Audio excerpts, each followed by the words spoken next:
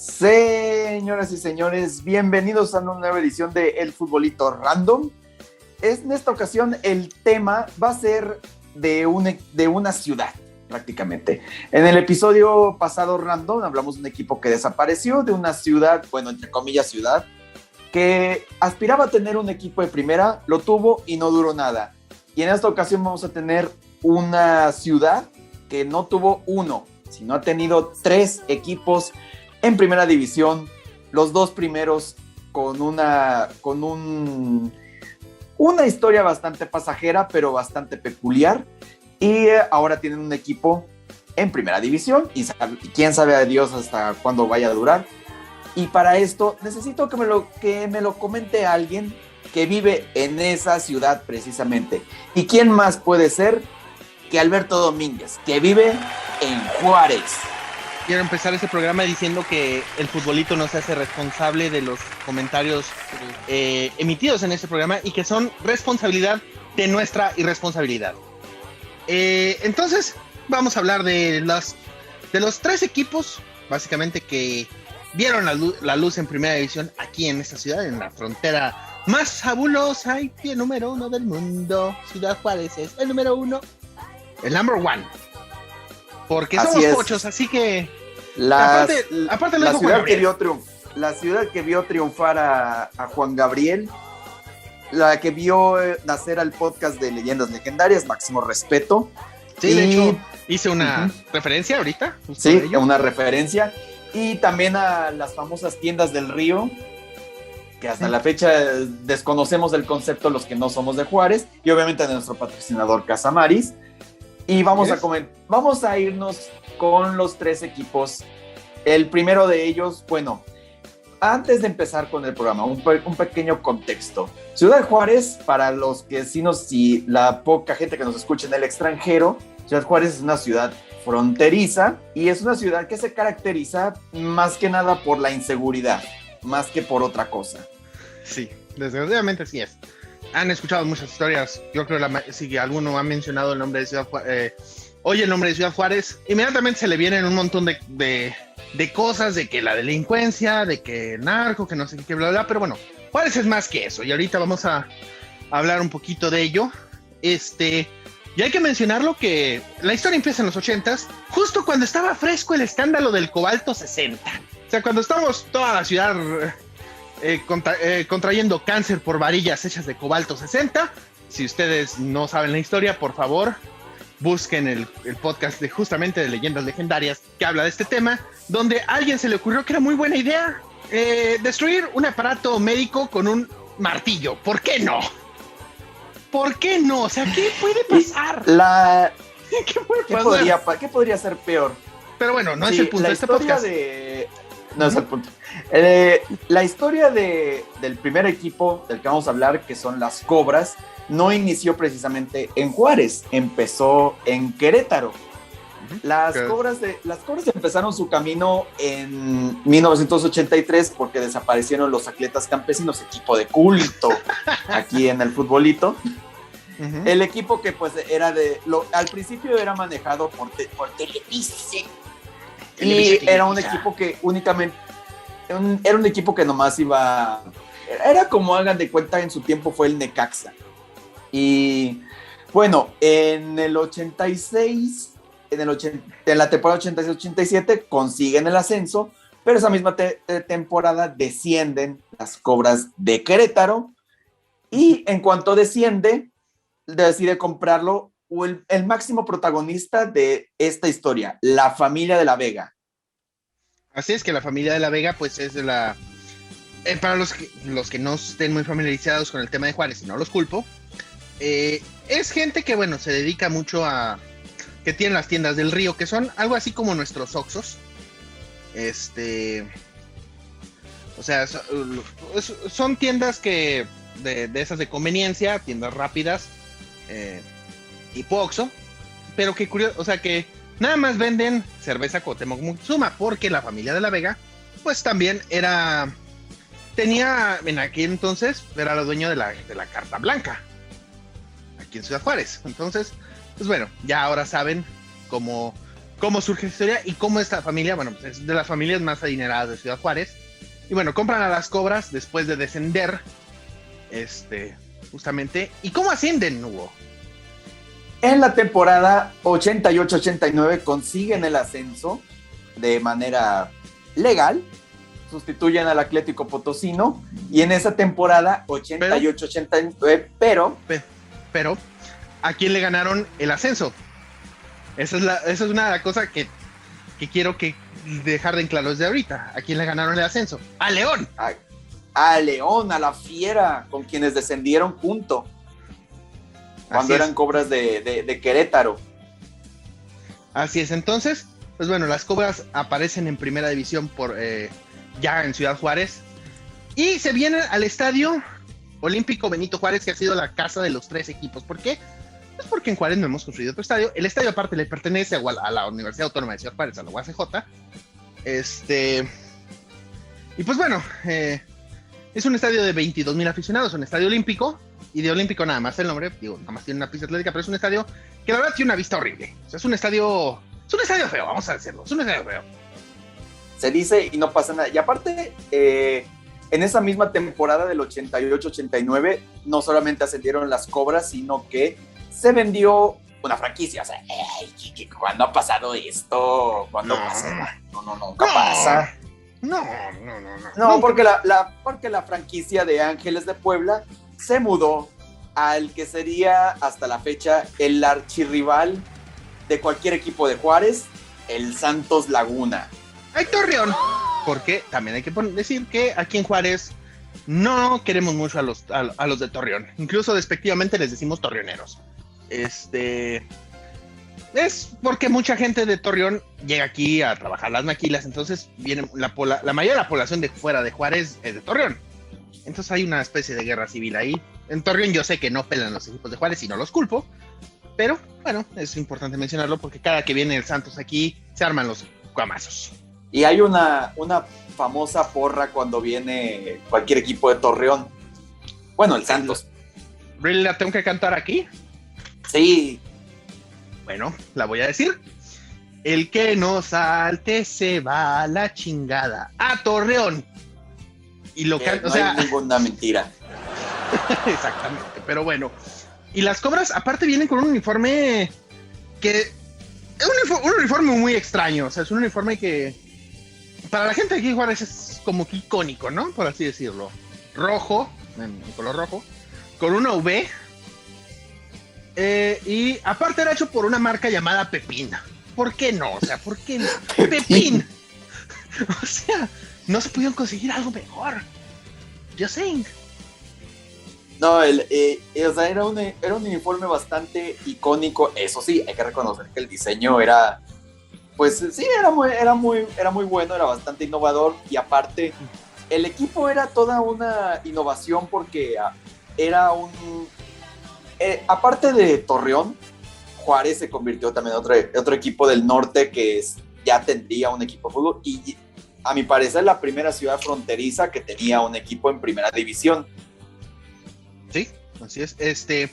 Eran dirigidos por el ratón Ayala, Rubén Ayala, seleccionado argentino, y entre algunos de sus nombres importantes venía mucho examericanista, hay que decirlo, por ejemplo Armando Manso, estaba también Héctor Islas, que luego fue jugador de Cruz Azul, Enrique López Arza, estaba también Omar Sánchez, estaba José Luis López, alias, por cierto, tú lo conociste, Hugo, tú fue jugador de los Pumas. Sí, claro. El Pareja. El Pareja López, sí, papá del Parejita, otro jugador de culto. Y, pues bueno, su primer partido fue contra su papá, el América, porque hay que decirlo que este equipo nació como filial del América.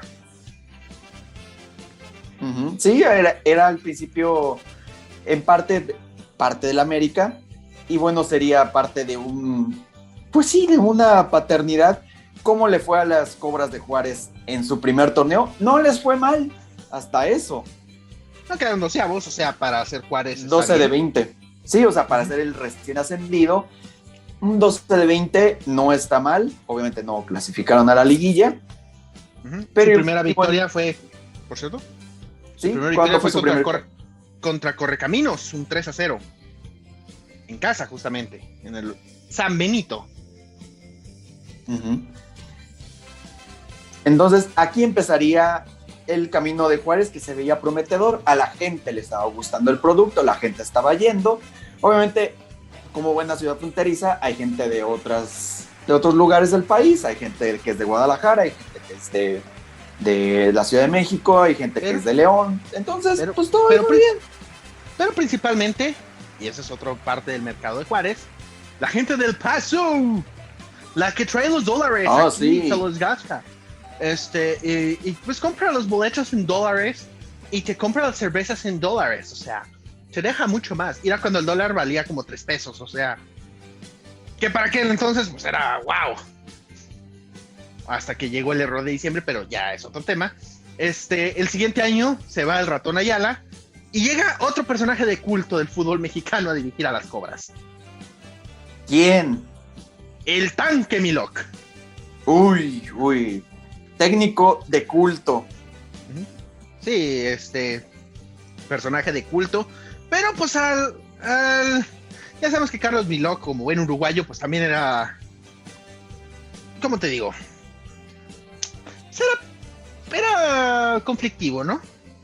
Estaba haciendo las cosas bien, pero lo corrieron a medio torneo. Y pusieron a otro personaje que luego se convertiría en un personaje de culto y de hecho todavía radica aquí en la ciudad. Y es... fue ídolo del Toluca, del Tolteca que daba medio miedo en los 70s, Héctor Hugo Eugui. Otro técnico de culto en el fútbol mexicano. Sí, Héctor Hugo Eugui toma la batuta como el técnico de las Cobras. Y le empataron al Toluca en el último partido de temporada regular. Necesitaban ganar para acceder a la liguilla. Y pues al empatar se quedaron fuera. Sí, otra vez quedaron 12 de 20. Y sí, efectivamente les faltaron 20 palpes. Le faltaba un empate para empatar. Bueno, una victoria de aquel entonces de 2 puntos. Pudo haberlos metido a la liguilla para superar al Necaxa. No se consigue, entonces, bueno, pero lo importante aquí es que Cobras seguía en primera división. Sí, y vienen un par de refuerzos importantes para las Cobras. El siguiente año vendría un norteamericano, Clay Koyman. Otro jugador de culto. Sí, que Clay Koyman es algo así, bueno, era como... He escuchado cada historia de este cabrón, o sea, era un tipo loquísimo. En un partido, y esta historia me la relató justamente otro refuerzo de esa época, un delantero paraguayo, el Superman Sosa, con quien ya he tenido la oportunidad de conversar, y me contaba cada historia de que Clay Koyman era un tipo de lo más loco. O sea, el tipo en un partido contra Puebla hizo llorar al mismísimo Roberto Ruiz Esparza. O sea, Roberto Ruiz Esparza, por si nunca lo vieron jugar, era un tipo que la barrida más leve que te podía poner, te la ponía en el muslo. O sea, era lo más bajo que te ponía la pierna. Y pues bueno, Clay Koyman le dio una barrida de esas que lo mandó hacia la publicidad de Estática. O sea, de una barrida fuertísima en la banda a la publicidad de Estática y lo hizo llorar de dolor.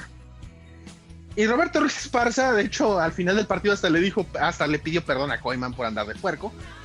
Entonces, tipo era un gringo de armas tomar. Y no lo digo porque como buen gringo tuviera su colección de rifles en El Paso. No hablo de eso. Sí, aparte que tiempo después Koyman pasaría al Cruz Azul y hubo un tiempo en que Koyman fue capitán de Cruz Azul. Así es. Entonces, lo que son las cosas, y obviamente seleccionado estadounidense, jugó el Mundial del 94, ¿no? O el del 90.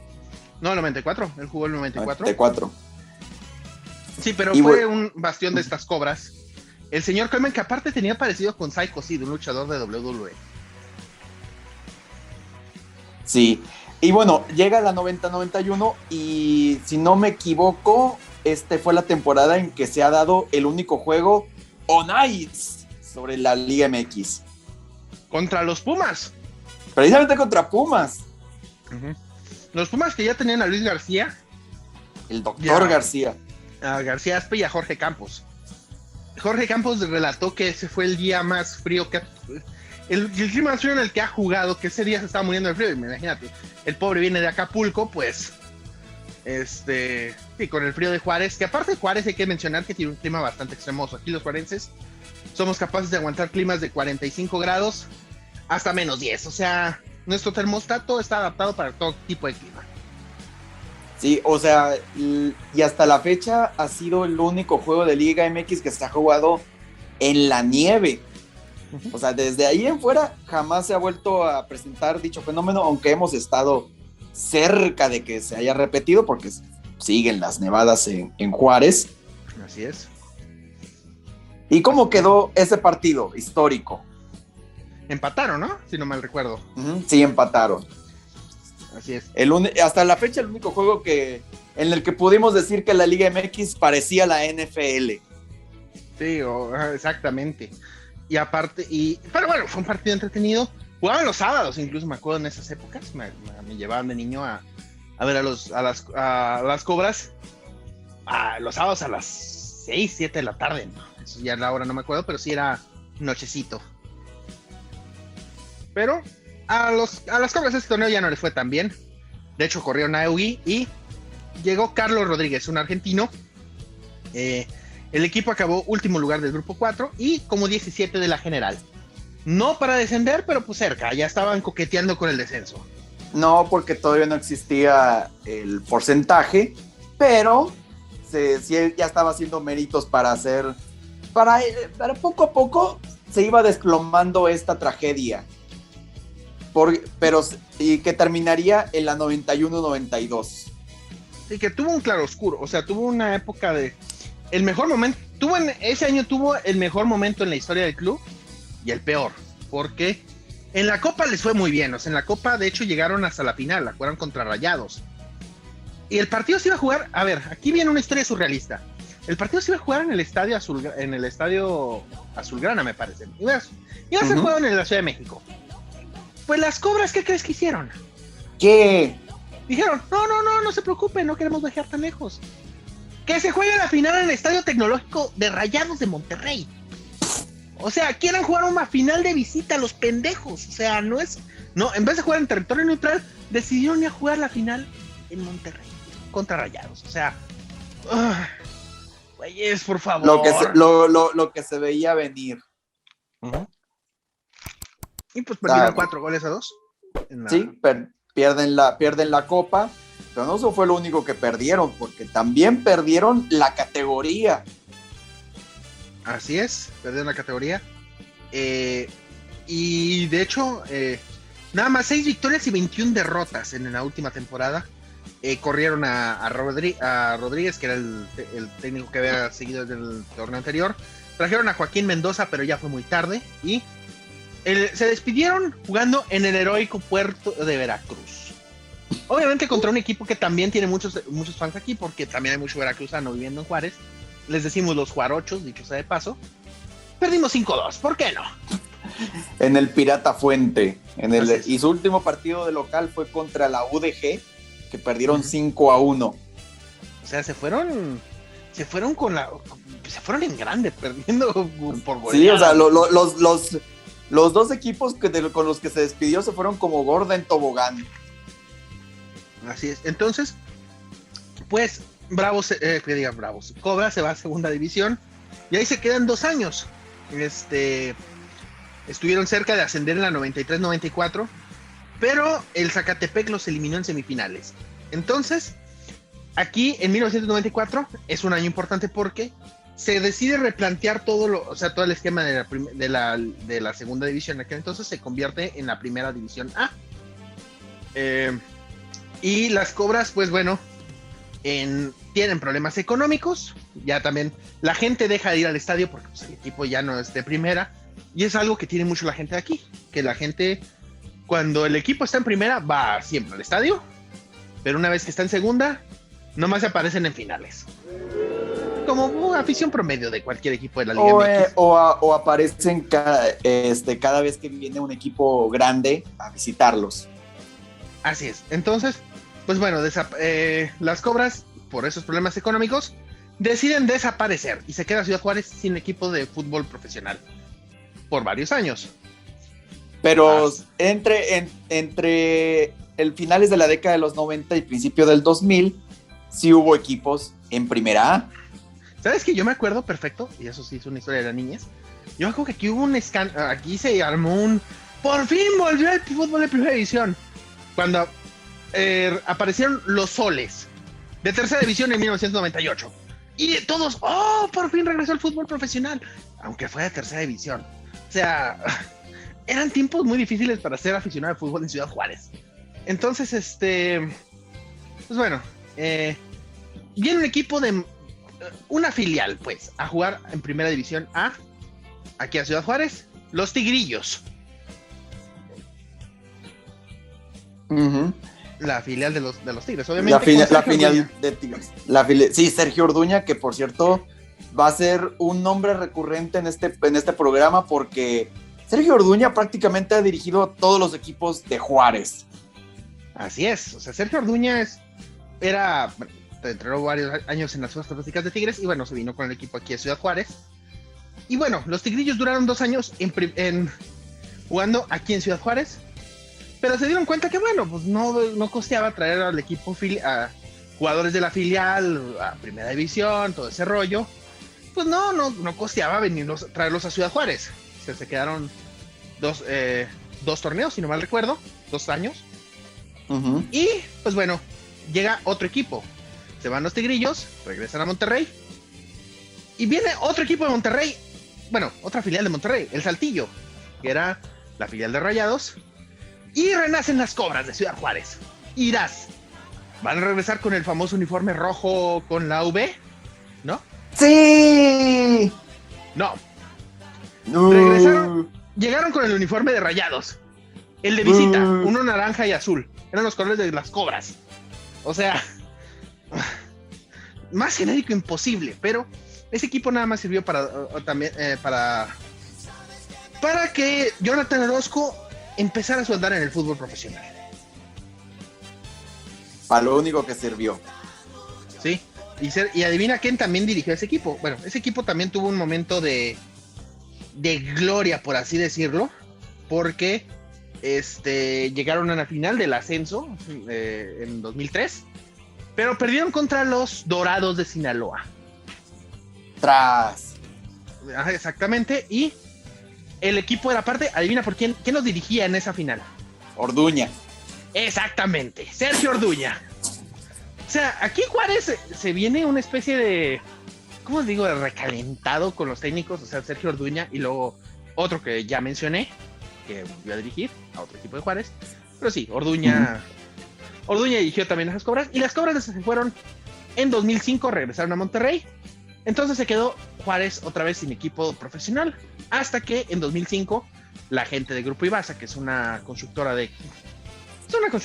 una inmobiliaria, la familia Ibarra, se asocia con Grupo Pachuca y trasladan al equipo filial del Pachuca a Ciudad Juárez y los convierten en los Indios. Así es, empieza esta aventura de los Indios de Juárez, que toman el nombre pues de la universidad. De la universidad, y aparte también por los indios tarahumaras. Sí, y bueno, el logotipo pues también traía la famosa bandita que se pone los tarahumaras, un logotipo que a mí, la verdad, con todo respeto, bastante feo. Es un genérico, es muy genérico. Es muy genérico, exactamente. Muy genérico, es un balón y la collera, así se llama. Es la prenda más distintiva del grupo tarahumara. Bueno, eso sí, el grupo Pachuca dice, ok, voy a poner el equipo aquí, pero me hacen un favor, me remodelan el estadio, porque el estadio aparte era, o sea, la cancha era una cosa lamentable. O sea, he visto canchas llaneras en mejor estado que como estaba el Benito Juárez en aquel entonces, y el equipo tarda 4 meses en venir a jugar su primer partido local a Ciudad Juárez, porque estaban volviendo a plantar el pasto otra vez, porque la gente del Grupo Pachuca no quería que sus jugadores se lesionaran aquí, y se vale. es válido. Uh-huh. Sí, pues claro, o sea, tenía que tener las condiciones. Y bueno, Indios de Juárez empieza bien en Primera A. Y en el Apertura 2007 le gana el campeonato del ascenso, le gana a los Dorados. Y en la final del ascenso. Sí, un año antes habían perdido una final contra Querétaro. También hay que mencionarlo, una final de clausura. Y luego ya le ganan esa final a Dorados, que aparte, no, espérame, hay otro tema que también tengo que mencionarte y que no te va a gustar mucho.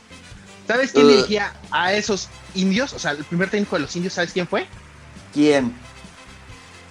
Un técnico que no te cae muy bien. Poncho Sosa. Poncho Sosa empezó su andar como director técnico aquí en Ciudad Juárez. O sea, no nos reclamen por Poncho Sosa, señores de San Luis. No, ni aficionados del Necaxa. No, o sea, simplemente se nació aquí, ya ni modo. Tampoco. Sí. La gente también lo empezó a odiar y se fue. ¿Y su sustituto quién iba a ser? ¿Quién? No me digas Sergio Orduña, señor. Sergio Orduña.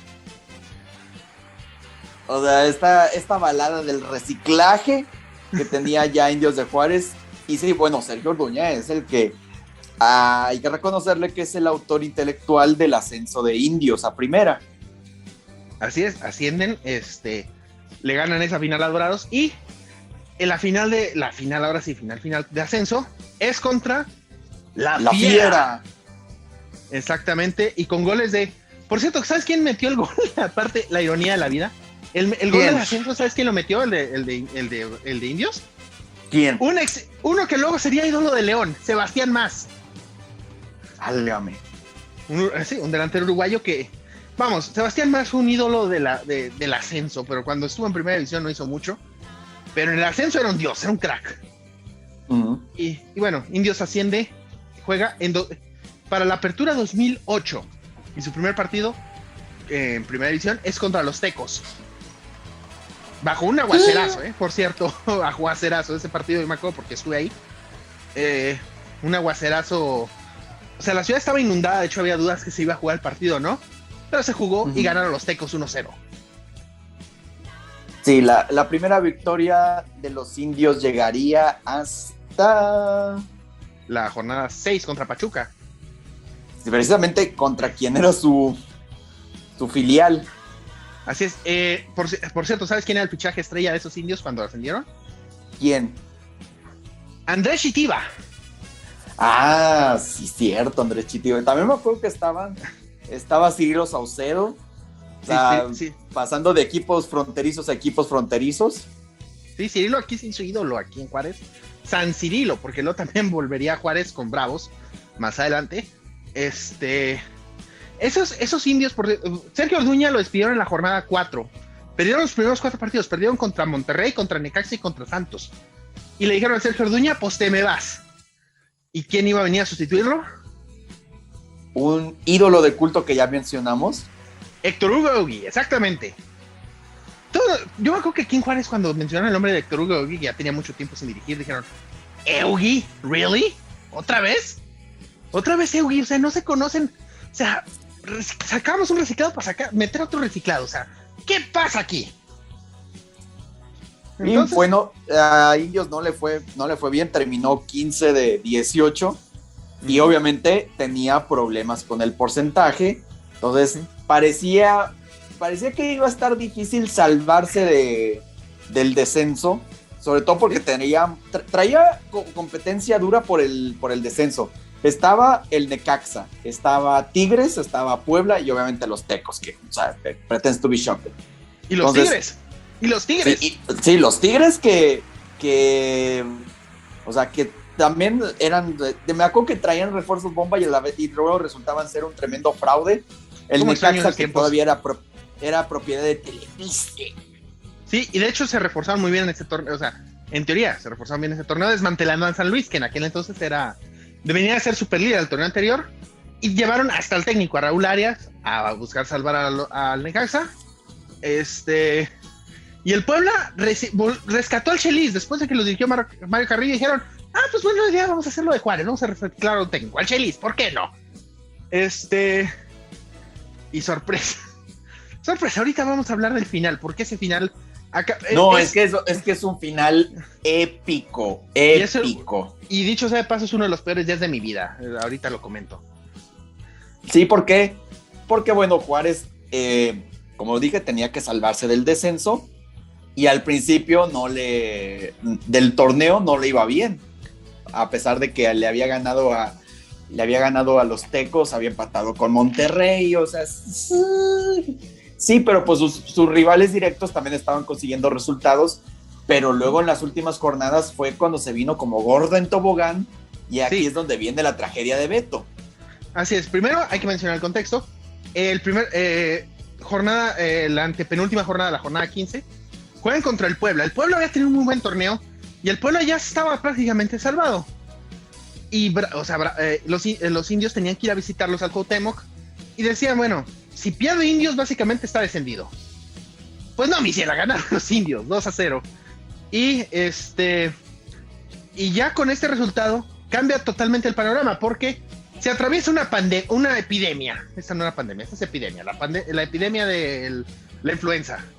Sí, el H1N1. Sí, la H1N1. O sea, se veía muy luego difícil. Esa seguidilla de 3 partidos se veía muy difícil porque era 2 de visita y luego las Chivas. Pero bueno, el penúltimo partido. Sí, el penúltimo partido, me acuerdo que era contra Cruz Azul.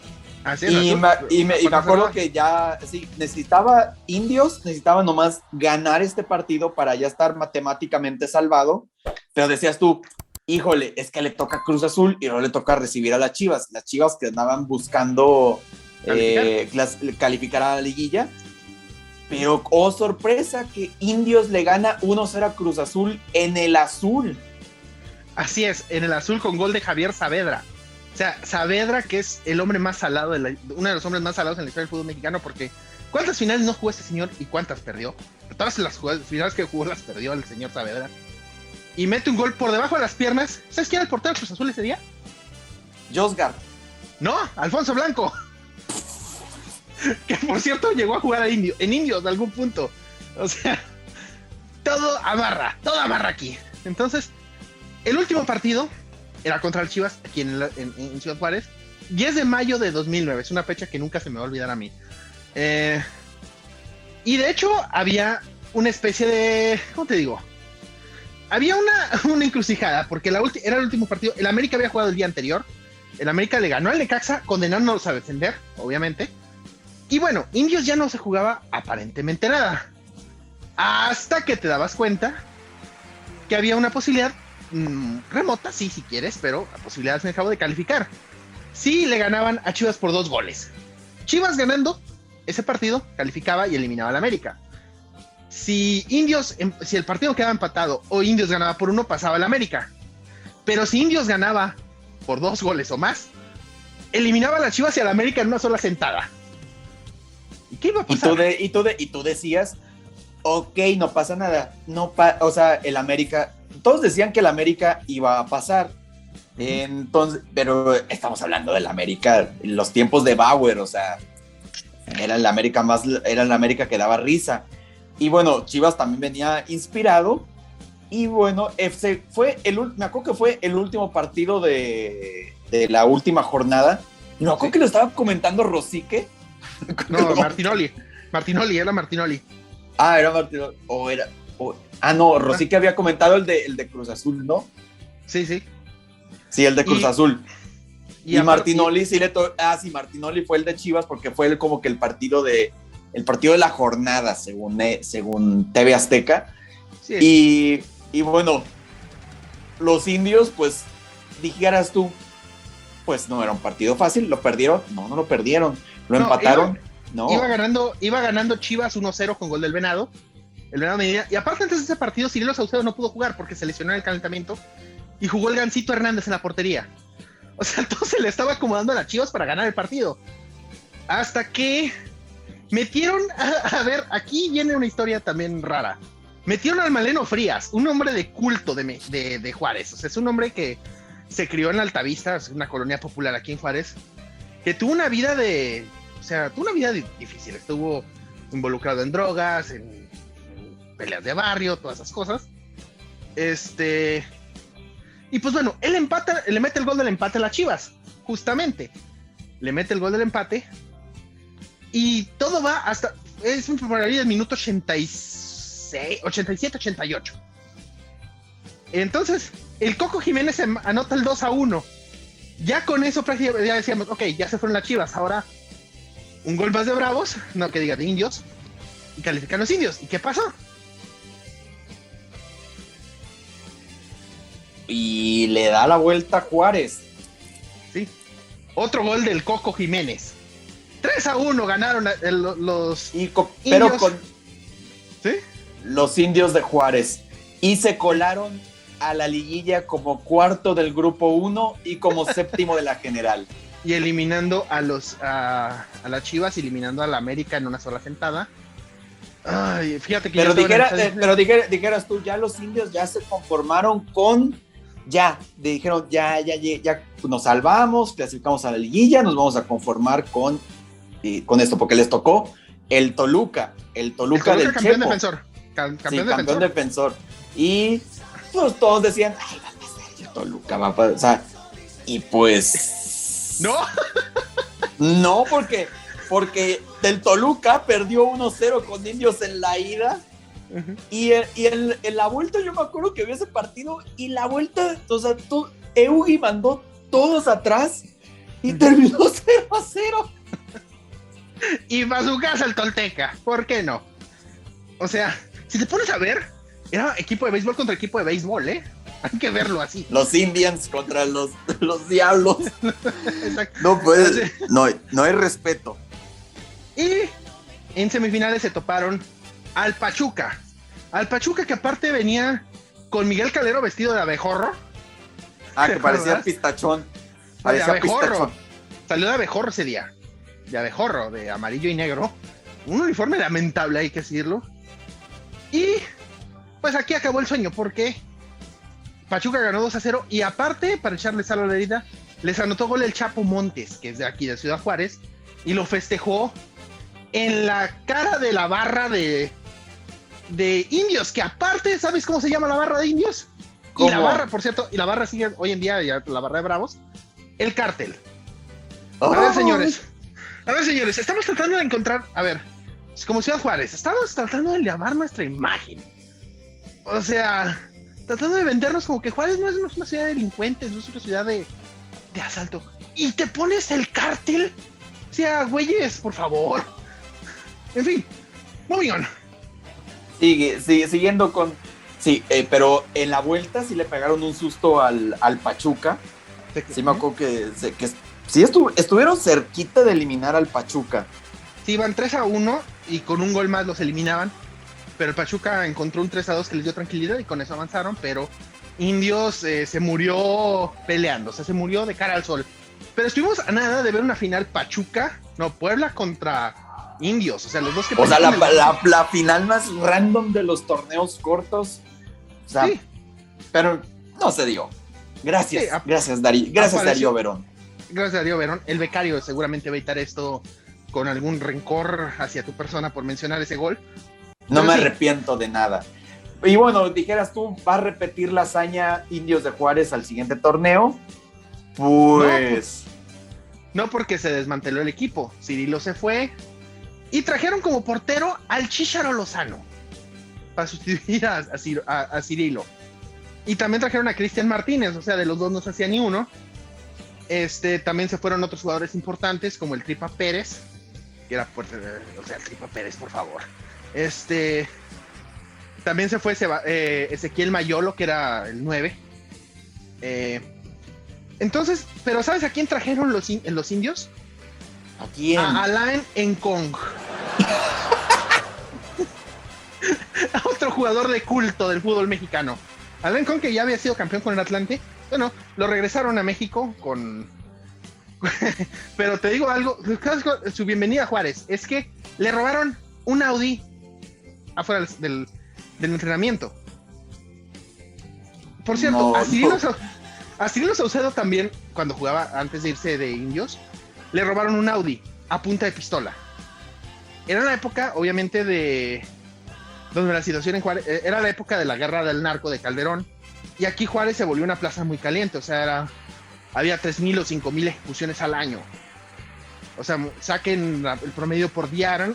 Era una época muy complicada para Ciudad Juárez, cuando estaban los indios. Entonces, pues varios jugadores fueron víctimas de la delincuencia. Muchos jugadores no quisieron fichar por indios justamente por esta causa. Y el siguiente torneo les va como en feria. Se vuelven el peor equipo en la historia de los torneos cortos. Uno de los peores dos. Corren a Ogi y suena el nombre.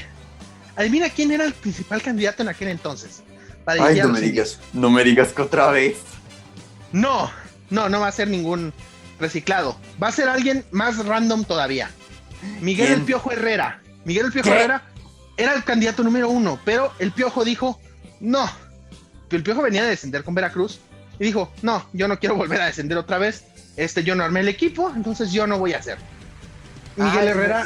Y me acuerdo que después Miguel Herrera aceptó dirigir a los Tecos.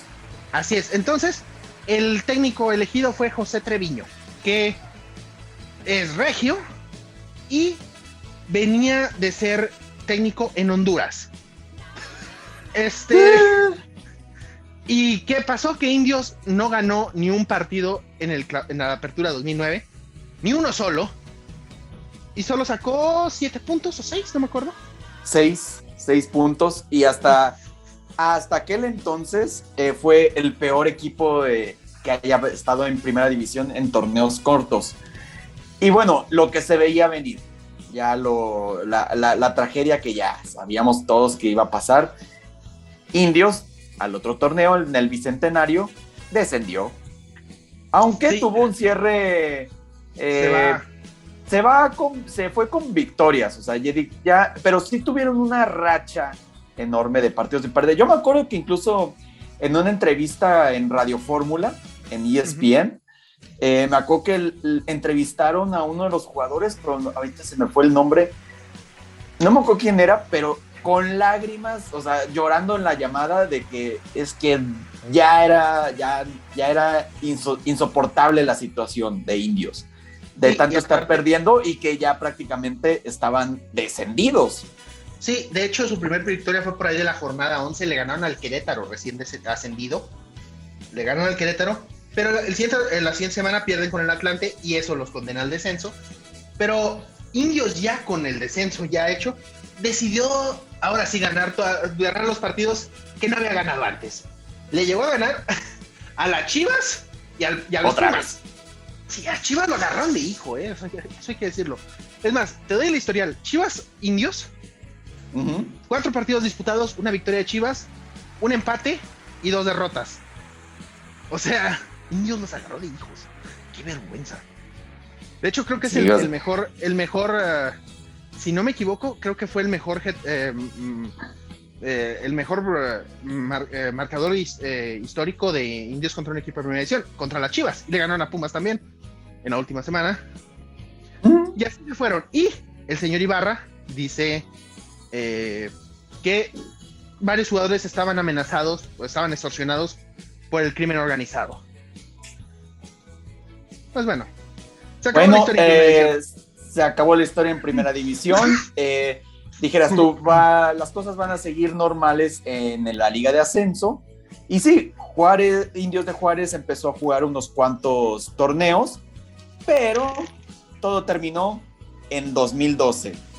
Sí, vienen problemas económicos de la familia Ibarra por atraso de pagos y es desafiliado los Indios. Entonces, pues otra vez Juárez se queda sin fútbol profesional. Así que, bueno, nada más por 6 meses porque en medio de 2012 nacen otra vez los Indios, pero los de la UACJ en segunda división profesional. No pues, cuenta, no vale. No vale. Pues, o sea, pero bueno, Juárez vuelve a quedarse sin equipo, por lo menos de Liga de Ascenso. Porque mira, de equipos de segunda división nadie los ve. Nadie. Entonces, pues el equipo, la ciudad se queda sin equipo profesional y en 2015 nace un equipo en la Liga de Ascenso. Los Bravos de Ciudad.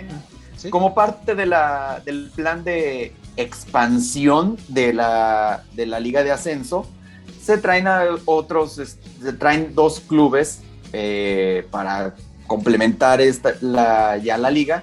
Uno fueron los Cimarrones de Sonora y otro va a ser el Fútbol Club Juárez. Hasta el momento no tenía apodo. Ya después se les bautizó como los Bravos de Juárez.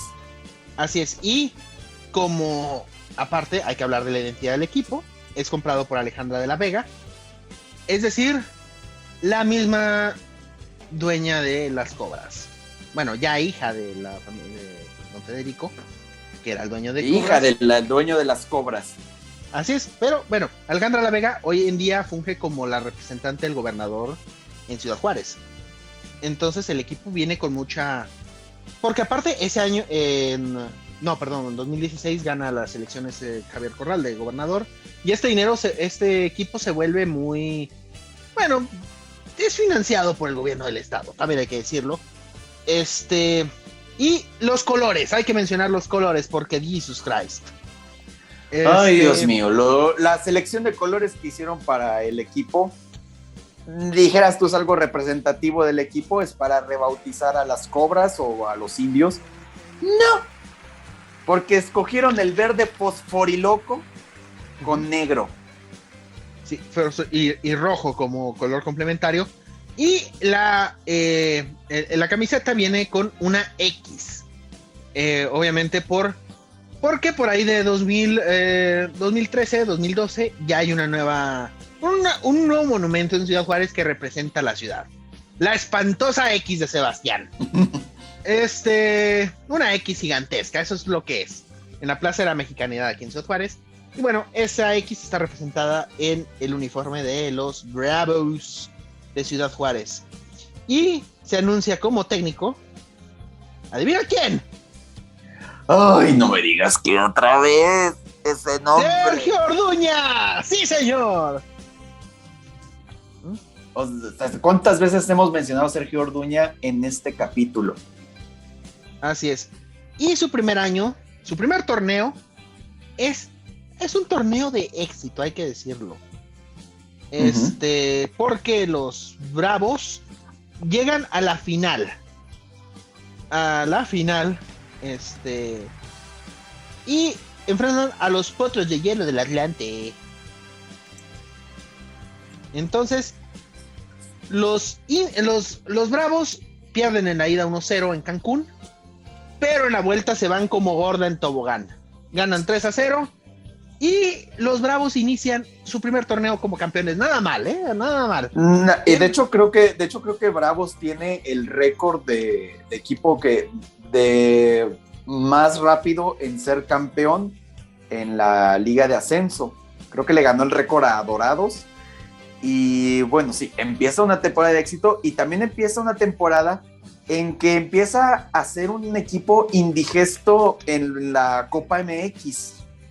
Así es, pero hay que mencionar algunos de los nombres que tenía ese equipo. Ya para este entonces, el portero titular era Iván Vázquez Mellado, que todavía sigue. Que a la fecha sigue. Sí, pero algunos de los ídolos del equipo, bueno, que se convirtieron en ídolos de ese equipo, eran el Chore Mejía. Dios mío, el Chore Mejía no puede ser ídolo de ningún equipo. No, el Chore Mejía, que creo que ahora es técnico de la femenil, ¿no? De Chivas. De Chivas femenil. Así es. Estaba otros jugadores como por ejemplo, también Juan Carlos Rojas, Mario Ortiz, que también duró varios, y uno que se convertiría en un ídolo durante la época del ascenso, Leandro Carrijo, que ahora juega el Lokomotiv del Paso, y Gael Sandoval, que ahorita está en el Mazatlán. Entonces, bueno, Bravos gana y empieza a ganarse una reputación de equipo incómodo justamente en la Copa. Incluso el siguiente torneo enfrenta a las Chivas y les gana a las Chivas. En Juárez, obviamente pierden en Guadalajara, pero en Juárez ganaron. Y ese torneo juegan la final del ascenso contra los Lobos WAP de Rafa Puente del Río. La tragedia que se viene. ¿Alguien dijo Lobos? ¿Alguien dijo Lobos? ¿Y cómo hacen los Lobos? ¡Au! Pero Y bueno, este partido yo creo que es el precedente para la tragedia que se iba a venir o la fortuna que se iba a venir después. Porque sí, en efecto, Bravos pierde esa final. Pierde esa final con los Lobos y por consecuencia después los Lobos le ganaron la final del ascenso a Dorados. No, a Bravos le ganaron la del ascenso. Le ganaron a Dorados la de torneo y la del ascenso sí. La ganaron a Bravos. Sí. Entonces, Lobos por eso asciende a primera división y wait for it. Unos años después, Bravos se vuelve a quedar en la orilla, pierde un par de finales, pierde una con el Necaxa y luego pierde una con Alebrijes de Oaxaca. Ya para ese entonces despidieron a Sergio Orduña, por cierto. Ya Sergio Orduña ya no era el técnico. Y viene Gabriel Caballero. Entonces, esa final con Alebrijes, yo de hecho me acuerdo perfecto porque estuve en el estadio ese día. No pasaba nada, había ganado Alebrijes 1-0, porque aparte, algo que tiene Bravos es que las finales a las que llega, pierde la ida siempre. Por default siempre pierde la ida. Y pierden 1-0 y en el último minuto empatan el partido los Bravos con un gol de tiro libre. Se van al tiempo extra. Anota Bravos unos minutos antes de que se acabe el juego, pero Alebrijes empata en la siguiente jugada. Se van a penales, gana Alebrijes y Bravos el siguiente torneo no califica a la liguilla. Entonces, un año más sin ver fútbol de primera división en Ciudad Juárez. O eso creíamos. Eso era lo que creíamos, porque el movimiento que se vendría. Uh-huh. Así es, porque, compran. Sí, porque bueno, los Lobos BUAP pues ya estaban teniendo muchos problemas económicos. Al parecer no habían funcionado varias de las inversiones, había problemas en el vestidor y bueno, deciden hay un acuerdo entre Juárez y Lobos BUAP para lo que ellos llaman sustitución del certificado de afiliación. Así es, compra de franquicia, vamos a decirlo así. Sí, compra de franquicia. Algo muy común aquí en Liga MX, o sea, un movimiento muy Liga MX. Sí, porque aparte Lobos se queda sin jugadores, o sea, también eso se menciona. Entonces Bravos compra la franquicia y sus mismos jugadores del ascenso básicamente es el equipo de que juega en primera división. O sea, prácticamente es el mismo plantel, es el mismo entrenador, Gabriel Caballero. Y pues bueno, ascienden los Bravos, contratan a poquitos jugadores, eso también hay que decirlo. Ángelo Zagal era el fichaje estrella, pero vendría alguien que se hizo el ídolo de Juárez hasta hoy, Darío Lescano, paraguayo, de quien no se esperaba mucho y ahorita es el ídolo de Ciudad Juárez, el ídolo de multitudes. Y que lo está buscando Media Liga MX para contratarlo y por alguna razón de lo paranormal no se ha hecho. Así es, y el debut de Bravos en primera división es contra el Atlas en Guadalajara. ¿Y sabes cuál es mi historia de ese partido? Digo, yo no fui a ese partido, pero estuve en el vuelo con los Bravos. Volé en Viva Aerobús y los Bravos volaban en Viva Aerobús. Entonces, no hay respeto. Coincidí en el mismo vuelo con los Bravos y estaban bien dormidos ya todos, o sea, estaban roncando porque aparte les habían demorado el vuelo. O sea, iban a salir ese día a la 1 de la tarde y terminaron saliendo a las 11, 12 de la noche a Guadalajara. Y el día siguiente tenían que jugar contra el Atlas y perdieron 1-0. Entonces, pero mira, qué perroso, estás en primera división y vuelas en Viva Aerobús, por favor. No hay respeto. La primera victoria de Juárez llegaría hasta la jornada 3 contra el Toluca. El Tolteca. Juárez, ¿cómo trae de hijos al Toluca? Los Toltecas. Sí, o sea, Juárez se ha agarrado hijo al Tolteca. O sea, los eliminó en una liguilla y ahora les gana en su el nuevo equipo, su primera victoria en primera se lo hace al Tolteca, 2-0, si me acuerdo, estuve en ese partido. Sí, y bueno, no le fue bien a Juárez porque, bueno, termina 16 de 19 y ya ni decir del siguiente torneo que fue cuando fue lo del COVID, que había empezado bien, de hecho estaba teniendo un buen inicio. ganó en el Azteca contra América. O sea, y le dio Que un baile a la América. Que los Bravos al América también lo han traído de hijo. Sí.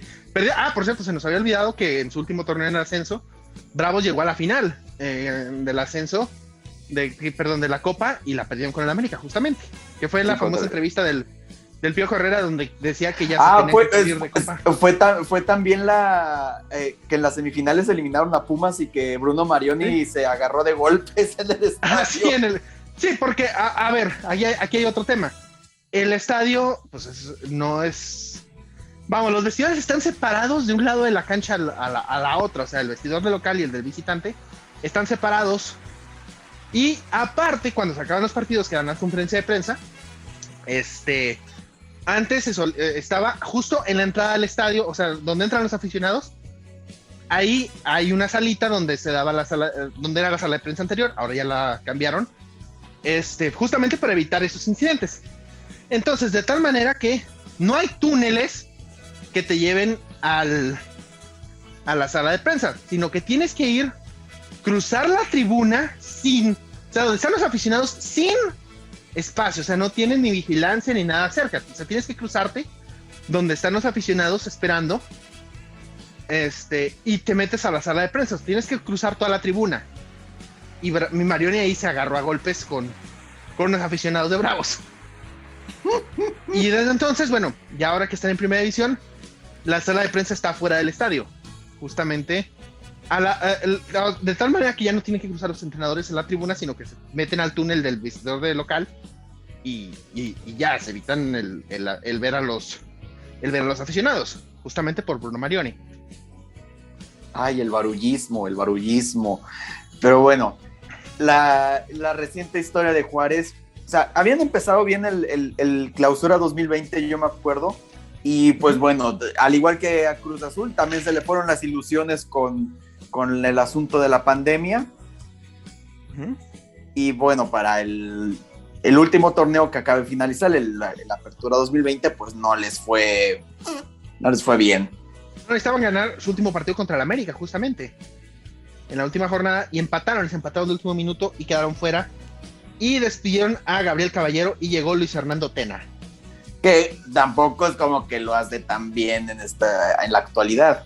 Mira, ahorita en Ciudad Juárez, te lo digo así, hay 4 personas, las 4 personas más odiadas de Ciudad Juárez son, en este orden, el gobernador Javier Corral, el alcalde Armando Cavada, y se pelean el otro puesto, Marco Fabián, porque aparte es de Marco Fabián no hemos hablado, y Luis Fernando Tena.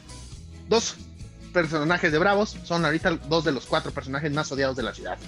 Pero yo lo que no me explico es por qué un equipo que no ha ganado nada, que un equipo que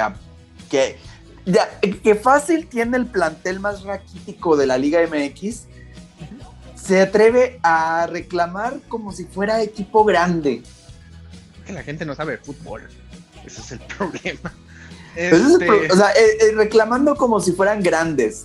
Esto lo puedo, o sea, hemos visto mantas de que pongan huevos y que no sé qué, que se les está pagando. O sea, yo no puedo entender de un América, de un Chivas, de un Pumas, de un Cruz Azul, pero de Juárez, o sea, el plantel más raquítico de la primera división, o sea. Es que, a ver, le quitas al Lescano a estos Bravos y no te queda nada, o sea.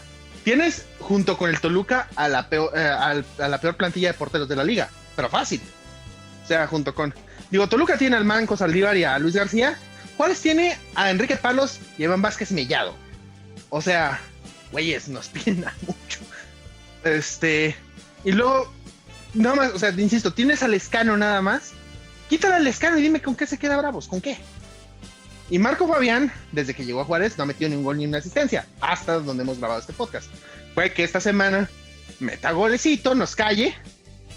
Pero... Pues mira, hasta donde estamos grabando, que la fecha de hoy es 9 de marzo, le toca ni más ni menos que su hijo, el Toluca. Ok, puede pasar. Can happen. O sea, puede ser. Pero bueno, el punto es que sí, la gente como que no tiene idea de que o sea, la plantilla de Juárez no está para más, o sea, es una de las peores plantillas de la liga. Y sí, le ganaron a Chivas ese torneo, le ganaron al Mazatlán, pero vamos. Pero para que Juárez también está en el selecto club de gente que ha perdido con el Mazatlán. ¿Y sí, qué decimos aquí? Que puro pendejo pierde con el Mazatlán. Entonces no vengan a reclamar. Así es. Entonces, pues bueno, el equipo tiene un proyecto, pero pues también, insisto, no sé, lo que sí les doy crédito es que yo no sé cómo le han hecho para retener a Lescano todo este tiempo, porque Lescano está para jugar en otro equipo de la liga, pero fácil. Yo creo que le han de llevar su dotación de Whataburger y le dicen, no vas a encontrar Whataburger en otro equipo. Y burritos Crisóstomo también, o sea, no hay que ir más lejos. Con los burritos Crisóstomo lo tienes bien amarrado. Porque, otra costumbre que tienen los Bravos es que a todos los equipos visitantes ahorita los reciben con una canasta de burritos. No es broma, esto es cierto. Esto es cierto. O sea, todos los equipos de visita tienen una canasta con burritos. No, o sea que cuando cuando recibieron al Veracruz fue como de que por fin vamos a comer. ¡Qué gacho eres! Sí, exactamente, eso fue. Sí, de hecho es una tradición que ahora tienen los Bravos. Está bien, digo, está simpática la costumbre. Pero bueno, bueno, llegando a las conclusiones. Por cierto, hemos agradecido. Por cierto, no hemos mencionado que este programa fue sugerido por Chío. Sí, Chío, muchas gracias por la sugerencia del programa. Sí. Y hay que decirlo, bueno, Juárez ciertamente es una de las, yo creo que es la segunda frontera más importante de México y por consiguiente es una de las ciudades más importantes del país. Obviamente es una plaza que tendría el potencial para tener un equipo en primera división, pero creo que la inversión que se le ha hecho tanto a las Cobras como a Bravos como a Indios, creo que no va acorde a lo que podría entregar a resultados para una ciudad como Juárez, como por ejemplo sí ha pasado con Tijuana. O sea, Tijuana ya tiene ganado un título y ha jugado una Copa Libertadores y de vez en cuando ha tenido uno que otro jugador de culto. Así es. Y aparte que tiene el grupo caliente que también, o sea, también hay apoyo del gobierno, se dice y no pasa nada. O sea, ha tenido todo el apoyo Tijuana para ser a veces protagonista del torneo y otras veces pues sí, ha tenido unas jornadas bastante pobres, pero vamos, si comparamos Tijuana con lo que se ha hecho en Juárez, Tijuana prácticamente se lleva de paso, que por cierto, también Tijuana y Juárez ya se están disputando, ya se están haciendo una especie de clásico. El clásico fronterizo. Así es, y sí, digo, ¿cuál es el detalle? Que es una ciudad grande, es una ciudad de más de, pues, casi 1,5 millones de habitantes, casi 2. Es un equipo que, aparte, otra vez, desventaja que tiene es que tiene que viajar mucho porque queda muy lejos de nuestras ciudades, no como Tijuana, pero sí queda lejos. O sea, la ciudad más cercana que tiene primera división es Torreón, y eso llegas como a 8 horas en carretera, y no es ningún orgullo quedar cerca de Torreón, hay que decirlo. Pero sí, o sea, es una ciudad que siempre ha querido fútbol de primera, pero que yo también siento que aquí a la afición de Juárez le ha faltado ser más fiel en los momentos difíciles, o sea, en los momentos donde...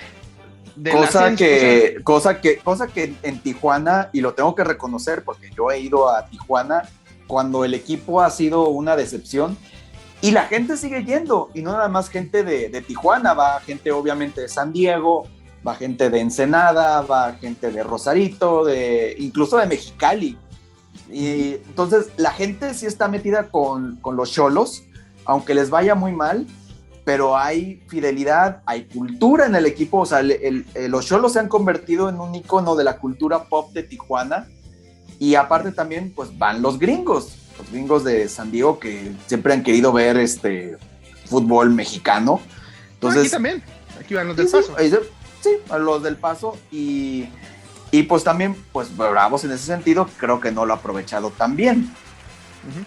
Sí, y de hecho, bueno, se ha hecho campaña de el Bravo Bus, bueno, que es, bueno, de traer gente de la zona, porque aparte el estadio queda prácticamente en la frontera, hay que decirlo, o sea, si vives en la zona sur, sí te queda bastante lejos del estadio. O sea, sí ha hecho el intento de acercar a la gente, pero sí es un equipo que, bueno, aparte en el ascenso, cuando estaba en el ascenso, la gente no respondió igual que como estaba en primera. Es normal, es lógico, pero también hay que decir que, a ver, la gente aquí también no se y eso lo tengo que decir como juarense, la gente aquí no se ha entusiasmado con Bravos.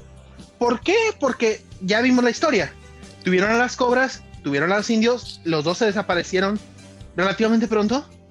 Entonces la gente dice, bueno, ¿cuánto tiempo nos van a durar los Bravos? Y ahí el problema, que no ha habido tiempo de hacer una cultura, una fidelidad, como por ejemplo si la ha hecho Cholos allá en Tijuana. Y ese es sí, que por ejemplo Xolos ciertamente tiene un estadio muy lamentable, hay que decirlo, el Caliente es un estadio en obra negra constantemente, pero no tiene para cuándo terminar ese maldito estadio, pero es un lugar al que pues, sí, lo han intentado remodelar, le dan mercancía, y pues ahí la llevan. Bravos no ha tenido esa opción mercadológica, o por ejemplo no ha hecho, por ejemplo el estadio, que ya lo mencionó Beto, que es una cosa lamentable, es un estadio muy feo, el Olímpico Benito Juárez, ¿Y cosa que por horrible? Y tiene una vista horrible, cosa que por ejemplo el Mazatlán no lo tiene, porque yo ya vi el estadio de Mazatlán por fuera y sí me quedé de que wow, sí está bonito. Y aparte, o sea, ver un partido en el Estadio Bravos si te tocó cabecera, olvídalo. Vas a ver es una vista horrible, o sea, no se ve bien la cancha. Para empezar, tienes que estar en sombra o en sol. Si quieres tiene una buena vista la cancha, y aparte el problema de los estadios de pista atlética. Sí, la verdad es que Juárez también requiere otro estadio, eso también hay que mencionarlo. Está en el proyecto, me lo han comentado, pero pues tampoco tiene para cuándo. Y este gobierno ya va de salida, porque hay que decirlo que este equipo depende mucho del presupuesto total. Sí, y lo que pasa mucho con los equipos que dependen mucho del gobierno es que termina un sexenio o se cambia el partido y pues obviamente que cuando ya no hay dinero por parte del partido o el gobierno entrante dice, ¿saben qué? Yo ya no le voy a invertir a este equipo, pues es cuando desaparecen los equipos. ¿Cuántas veces no hemos visto ese ejemplo? Ahora, si volvemos al ejemplo de Tijuana, obviamente todos los gobiernos de Baja California y de Tijuana saben que los Xolos pues ya son parte de un ingreso bastante generoso para ambas partes, cosa que no pasa en Juárez. Así es, y pues digo así las cosas con este equipo, y como diría Juan Gabriel, pues qué necesidad, ¿para qué tanto problema? Por cierto, ¿sabes cómo se llama el transporte semivasivo, el nuevo transporte semivasivo que hay en Ciudad Juárez? ¿Cómo? O sea, el Bravo Bus. O sea, antes se llamaba el Viebus, ahora se llama Bravo Bus. Entonces, pues no, mi cielo, no. También eso también es como que güeyes, no, please, no. Aparte no hay que forzar la ciudad. No hay que forzarla. Mejor pavimenten. Sí, pero por favor, y dejen de hacer obras tan culeras en toda la ciudad. Pues bueno, creo que ya eso es todo. Y pues bueno, no hubo muchas referencias del Crisóstomo, más las necesarias nada más. Puedo darlo por bien servido. Faltaron más menciones de Juan Gabriel, hay que decirlo. Ah, claro. Hablar de Juárez es hablar de Juan Gabriel. Y bueno, no creo que Juan Gabriel, ¿qué diría Juan Gabriel de todo esto? Aparte, pero qué necesidad. Diría, no tengo dinero ni nada que dar. Exactamente. Pero lo único que tiene es amor para dar. Y aparte, ¿qué cantaría Juan Gabriel terminando los partidos de los Bravos? ¿Qué cantaría? Abrázame muy fuerte, amor. Pues vámonos. Vámonos. Querida.